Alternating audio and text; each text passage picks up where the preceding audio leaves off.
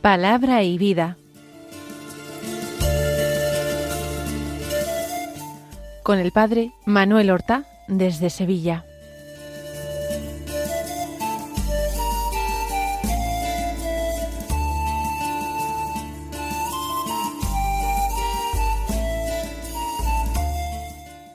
En el nombre del Padre, y del Hijo, y del Espíritu Santo. Amén. Alabados sean Jesús y María. Muy buenos días, queridos amigos, oyentes de Radio María y seguidores del programa Palabra y Vida. Estamos en el domingo que culmina y cierra toda la cincuentena pascual. Es el domingo de Pentecostés, un domingo que es el último domingo del mes de mayo. Y la Iglesia celebra con gozo el misterio de Dios escondido durante siglos y que se reveló con una luz esplendorosa aquella mañana de la fiesta de Pentecostés, fiesta judía de Pentecostés, que recordaba, conmemoraba el don de la ley a Israel. Es hermoso. A nosotros se nos ha hecho un don incomparablemente más rico y más bello que el de la ley de Dios. Se nos ha dado una ley, pero una ley interior, una ley inscrita en nuestros corazones. Nosotros hemos recibido el Espíritu de la verdad, que nos enseña por dentro, de forma que se cumplen plenamente las antiguas profecías, de que llegaría un día en que no tendría uno que instruir a su vecino. ¿Por qué? Porque Dios mismo desde dentro le instruiría, le amonestaría. El Espíritu Santo ha sido derramado en el corazón de los fieles. Vamos a escuchar la palabra de Dios. A lo largo de todo este ciclo de la Pascua y aun antes, nosotros hemos centrado todos nuestros esfuerzos, toda nuestra atención en la lectura del Evangelio, que es el que hemos procurado comentar, desmenuzar para ustedes, facilitar que ustedes puedan asimilarlo, convertirlo en oración, convertirlo en fe y en vida. Y el Evangelio de hoy es un texto de San Juan, del capítulo 20 de San Juan. Los versículos 19 al 23 que nos relatan la primera aparición de Jesús resucitado a sus apóstoles al atardecer o al anochecer del primer día de Pascua, del domingo de resurrección. Dice así el texto: al anochecer de aquel día, el primero de la semana, estaban los discípulos en una casa con las puertas cerradas por miedo a los judíos. Y en esto entró Jesús, se puso en medio y les dijo: paz a vosotros. Y diciendo esto, les enseñó las manos y el costado. Y los discípulos se llenaron de alegría al ver al Señor. Jesús repitió: paz a vosotros. Como el Padre me ha enviado, así también os envío yo. Y dicho esto, sopló sobre ellos y les dijo: recibid el Espíritu Santo. A quienes les perdonéis los pecados, les quedan perdonados. A quienes se los retengáis, les quedan retenidos. Consideremos que el autor del cuarto Evangelio es, con toda certeza, uno de aquellos discípulos que estaban reunidos en una casa con las puertas cerradas el anochecer de aquel día, del primero de la semana, del domingo de resurrección. El contexto es difícil de entender. Por la mañana, el discípulo amado y Simón Pedro habían ido al sepulcro y lo habían encontrado vacío, tal como habían dicho las mujeres, tal como de una manera notable había anunciado María Magdalena. Habían recibido ya el testimonio de María Magdalena, de otras mujeres, quizás también el de los discípulos de Emaús que habían regresado, quizás se encontraban ellos también allí. Ahora, ¿qué es lo que experimentan? ¿Temor? ¿Esperanza? ¿Incredulidad? ¿Qué mezcla de sentimientos existe en sus corazones? La alegría y quizás el temor a que sea demasiado bonito para ser verdad, aquello que proclaman ya tantos.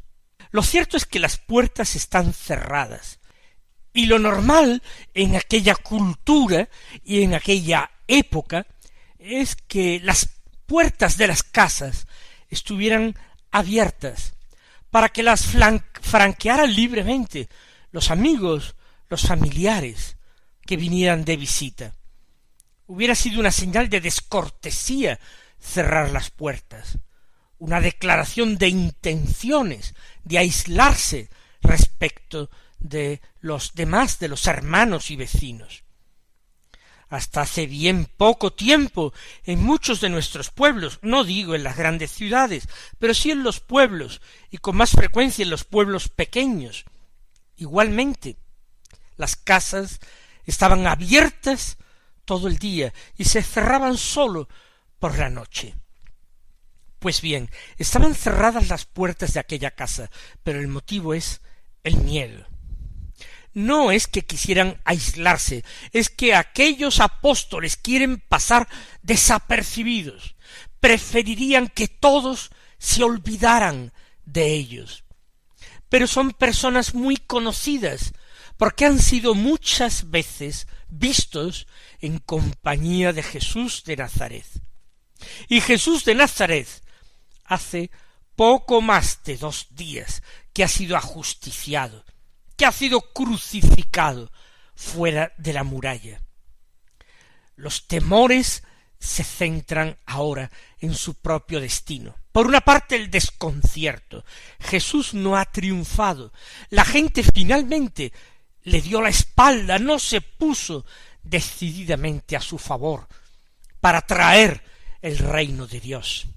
Nos hemos quedado solos, nos hemos quedado pocos. Ya están lejos aquellas multitudes que se reunían en torno a él para escuchar su palabra, para contemplar sus milagros. Ahora es preferible que las autoridades, tanto las autoridades del pueblo, las autoridades de Israel, como las autoridades romanas, se olviden de ellos. ¿Qué va a ser de sus vidas? ¿Cómo serán capaces de volver a lo de antes después de haber vivido aquella experiencia única, inolvidable, de haber convivido con el Maestro aquellos años de vida pública? Estaban en una casa, al menos esto se mantiene. No se han separado, no se han disgregado. Jesús había dicho en la última cena una profecía: heriré al pastor y se dispersarán las ovejas. Sin embargo, ese pastor herido y muerto ha tenido una capacidad de mantener unido a su rebaño, más allá de su propia muerte. ¿Cuánto tiempo podrán conseguirlo? Si sólo cuentan con sus fuerzas, con sus propósitos, con sus ánimos, si sólo cuentan con esto, ¿cuánto tiempo serán capaces de permanecer unidos? Pero allí están, sí, con las puertas cerradas, quizás temblando de miedo, quizás aterrados, posiblemente también avergonzados, porque la huida de Getsemaní la noche del jueves había sido muy vergonzosa. particularmente para aquellos que habían jurado y prometido: aunque todos te abandonen, yo no te abandonaré jamás. Allí estaban ellos, con su vergüenza y con su miedo, con su corazón herido, porque ellos amaban a Jesús. Por él habían abandonado sus hogares, su profesión, su vida ordinaria, se habían puesto incondicionalmente a su servicio. Más aún, habían gustado ya las mieles del apostolado, porque Jesús los había enviado primero a los 12, de 2 en 2, a anunciar el evangelio del reino, y a expulsar demonios y a curar enfermos. Y la experiencia había sido gozosa. Regresaron diciendo: hasta los espíritus se nos sometían. Después el Señor de nuevo los había enviado de 2 en 2, pero en unión a otros 60 discípulos de primera hora, muy fieles. Fueron en total 72 varones, fueron a predicar el evangelio y también a acompañar la predicación con signos de vida y de poder, curando enfermos y expulsando demonios. ¿Y ahora qué? ¿Ahora podrán actuar en nombre de Jesús después de que lo abandonaron? ¿Hay acaso posibilidad de ser perdonados? Sí, Dios nos perdonará, porque el Dios de Israel es el Dios de las misericordias. Pero ¿y Jesús? Nos perdona Jesús, nos sigue contemplando desde Dios. ¿Por qué no hemos podido finalmente despedirnos de Él? ¿Por qué no hemos podido marchar con Él, a unirnos con la voluntad de Dios, aunque fuera una voluntad de pasión y de muerte? ¿Cómo lo dejamos solos? ¿Cómo no fuimos siquiera al Calvario, menos el discípulo amado? Y están en esta situación que, como ustedes se dan cuenta, es una situación compleja. Y en medio de esta situación compleja va a haber una intervención de Dios formidable que les va a dejar el corazón apaciguado, lleno de paz, llena de alegría su alma, lleno su espíritu de fervor. Dios actúa de una manera impresionante, de una forma rápida, fulgurante. Es Jesús quien se aparece de repente en medio de ellos, y están cerradas las puertas, y nadie se las ha abierto, y él, el que estaba muerto, el que había quedado depositado en el sepulcro, bien cerrado, con una gran piedra, y no sólo cerrado, sino sellado, lacrado por el Sanedrín, con el sello del sumo sacerdote. Ese está en medio de ellos para decir: paz a vosotros. El cuarto evangelio no narra Pentecostés. Solamente Lucas, en la segunda parte del evangelio, el libro de los Hechos de los Apóstoles, narra lo acontecido aquel día. Pero en San Juan ya hay, en esta explosión fulgurante de Espíritu Santo, de donación del Espíritu Santo por parte de Jesús, ya hay una promesa de Pentecostés. Paz a vosotros. La paz que es el resumen, el culmen de todos los dones de Dios, de todos los dones del Espíritu Santo. Paz a vosotros. Jesús la va a desear en todas o prácticamente todas sus apariciones. Y dicho esto, les enseñó las manos y el costado. Esas manos que habían sido heridas. Ya el profeta lo había anunciado en el Salmo: me taladran mis manos y mis pies, y puedo contar todos mis huesos. Ningún hueso se le había roto, pero sus manos estaban taladradas, y lo mismo su costado. Y ese recuerdo emocionado por parte del discípulo amado, porque había sido el único testigo entre los apóstoles de aquella transfixión, es decir, de la lanzada del soldado romano que atravesó el costado del cuerpo de Jesús. Allí está Jesús mismo exhibiendo aquellos signos que ningún otro podía exhibir, que era imposible que el espíritu del mal, el diablo, pudiera imitar, porque el mismo espíritu del mal, Satanás, estaba estremecido, estaba avergonzado y humillado. Sabía que le había llegado su hora, la derrota definitiva y total. Esas heridas luminosas, esas heridas inimitables, la prenda de nuestra salvación.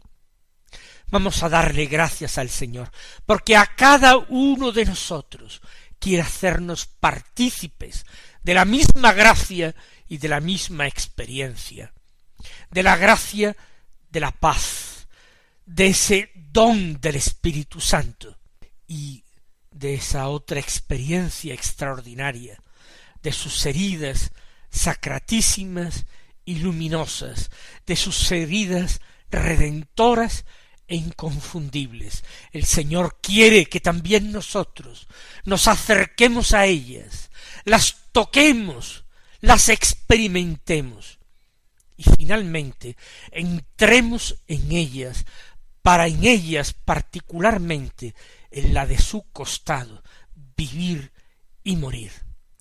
Oramos diciendo: dentro de tus llagas, escóndeme.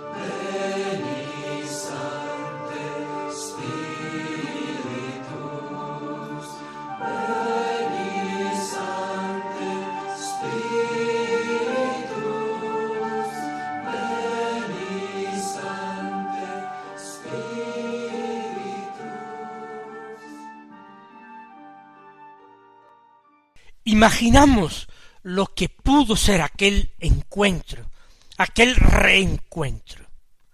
Imaginamos el corazón cómo le saltaría en el pecho, cómo palpitaría desbocado. Imaginamos el sentimiento de amor y al mismo tiempo de humildad, de compunción que embargaría aquellos corazones.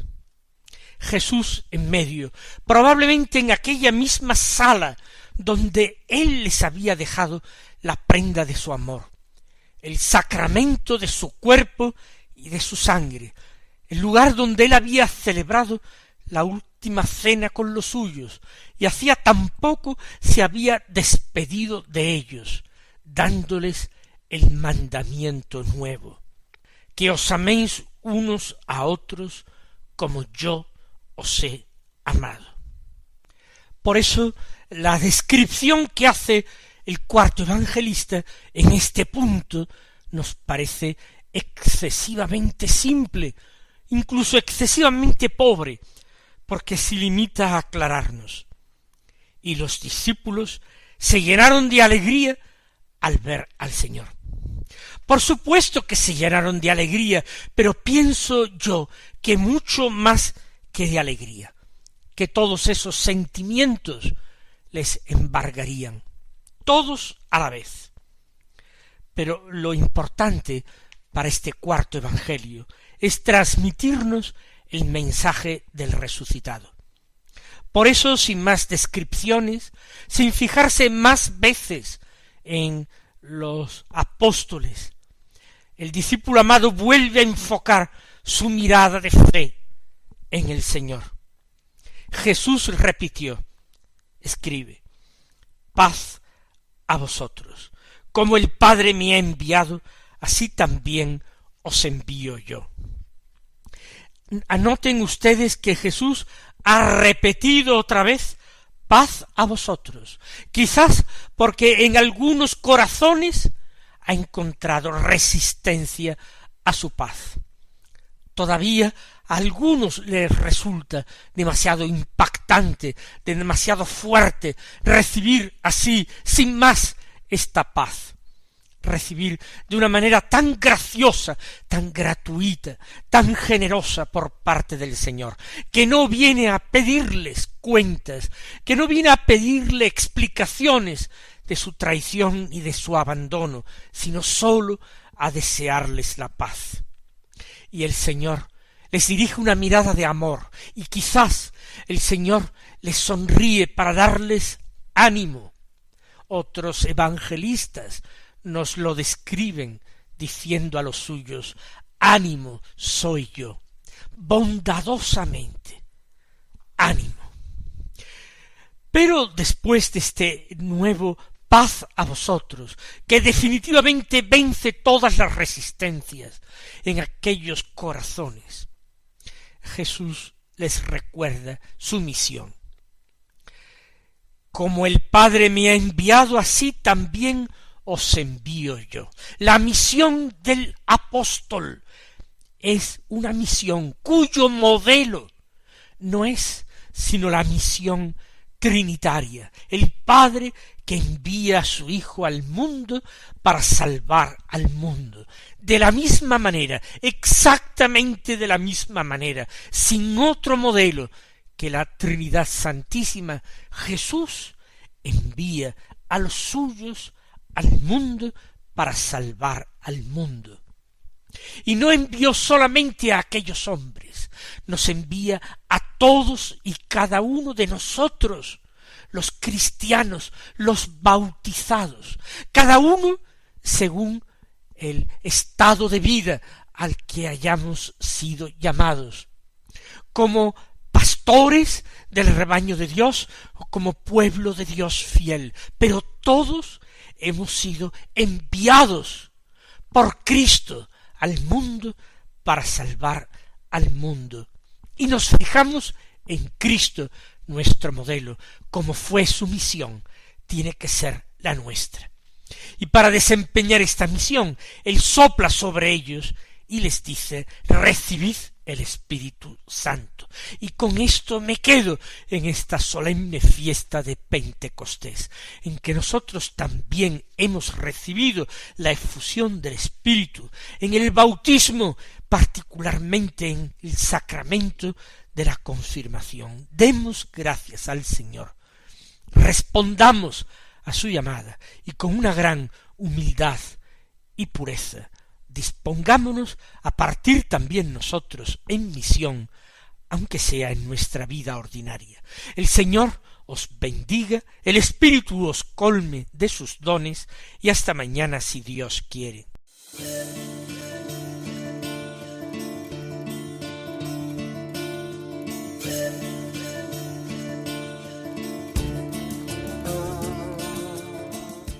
Han escuchado en Radio María Palabra y Vida, un programa que dirige el Padre Manuel Horta.